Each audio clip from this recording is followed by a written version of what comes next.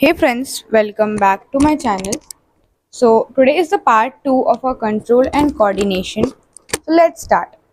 तो control and coordination के first part में हमने डिवीजन ऑफ नर्वस सिस्टम को कवर किया था और आज हम पढ़ने वाले हैं कोऑर्डिनेशन इन प्लांट्स. ओके, तो चलो शुरू करते हैं. Plants do not have nervous system, they coordinate due to movement by hormones. Plants में कोई भी कोऑर्डिनेशन के लिए कोई भी नर्वस सिस्टम नहीं होता है, क्योंकि जैसे हमें पता है कि ह्यूमंस में नर्वस सिस्टम होता है जिससे कि हम कंट्रोल करते हैं, अपने बॉडी को मूव करते हैं. लेकिन प्लांट्स में ऐसा कुछ नहीं होता. वहाँ उनके पास होता है सिर्फ एक चीज़ जो कि है हार्मोन. तो अब हम पढ़ते हैं प्लांट्स में मूवमेंट कितने होते हैं और मूवमेंट क्या होता है प्लांट्स में. Plant grow in the direction to stimulus, that is why plant appear moving. तो प्लांट्स होते हैं ना, वो जो स्टिमुलस, जो वो उनके रिसेप्टर जो चीज़ को सेंस करते हैं, स्टिमुलस, उसी की डायरेक्शन में मूव करने लगते हैं. तो हम बात करते हैं मूवमेंट की. तो पहला है ट्रॉपिक मूवमेंट. जब stimulus is present in a particular direction and plant starts moving towards the same direction. मान लो कि स्टिमुलस ये पेन है और ये पिंक वाला पेन प्लांट है. चलो ये स्टिमुलस है, ये ग्रीन वाला पेन प्लांट है. तो ये स्टिमुलस है, तो ये प्लांट इसी की तरफ जब ग्रो करने लगेगा, मतलब बढ़ता रहेगा, तो इसे हम बोलेंगे ट्रॉपिक मूवमेंट. अब ट्रॉपिक में भी 4 तरह के मूवमेंट्स आते हैं: phototropic, geotropic, hydrotropic and chemotropic. Phototropic towards light, मतलब टुवर्ड्स सनलाइट.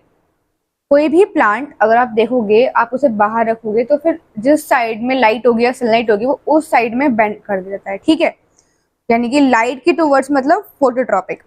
इसमें प्लांट्स में 2 मेजर पार्ट्स होते हैं, रूट्स एंड शूट. शूट जो होता है वो प्लांट के लाइट की तरफ बढ़ता है, लेकिन जो तो इसीलिए शूट है पॉजिटिव और रूट है नेगेटिव, क्योंकि शूट लाइट की तरफ ग्रो कर रहा है और रूट ग्राउंड में ग्रो कर रहा है, मतलब ऑपोजिट डायरेक्शन में. Second is geotropic. जियोट्रॉपिक मतलब टुवर्ड्स ग्रेविटी. शूट नेगेटिव होता है, रूट पॉजिटिव होता है, क्योंकि अभी हमने पढ़ा कि शूट लाइट की तरफ मूव करता है, वेयर एज रूट जमीन के अंदर जाती रहती है. क्यों? क्योंकि वहां से उसको मिनरल्स एक्सट्रैक्ट करने होता है. तो इसीलिए क्या करती है यहाँ पे रूट, नीचे मिनरल्स एक्सट्रैक्ट. तो इसीलिए शूट नेगेटिव में आ जाएगा और रूट पॉजिटिव में आ जाएगा. थर्ड है हमारा हाइड्रोट्रॉपिक मूवमेंट. हाइड्रो का मतलब है पता ही है वाटर. प्लांट वाटर की तरफ मूव करते हैं बिकॉज वाटर बहुत ही इंपॉर्टेंट है उनकी फोटोसिंथेसिस के लिए. And last is the chemotropic, in response to chemical stimulus. इसको मैं एग्जांपल से बताती हूँ. अगर आपने पढ़ा है प्लांट रिप्रोडक्शन चैप्टर, तो उसमें पॉलन ट्यूब ग्रो करती है. ठीक है, पॉलिनेशन के टाइम पॉलन ट्यूब ग्रो करती है, उसके स्टिग्मा से लेके उसके ओवरी तक.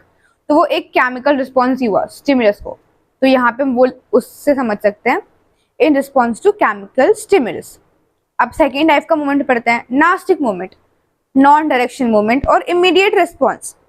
ये जो यहाँ पे जो मूवमेंट्स जिनमें हार्मोन्स रिलीज हो रहे थे, ये सब हो रहा था, उनमें काफी टाइम लगेगा, सीधी बात है, वो सारे ग्रेजुअल हैं. लेकिन नास्टिक मूवमेंट ये किसी डायरेक्शन में ग्रो नहीं करता है, ये ऑन द स्पॉट रिस्पॉन्स देते हैं. ठीक है, तो non direction movement, nastic movement example है मिमोसा पुडिका.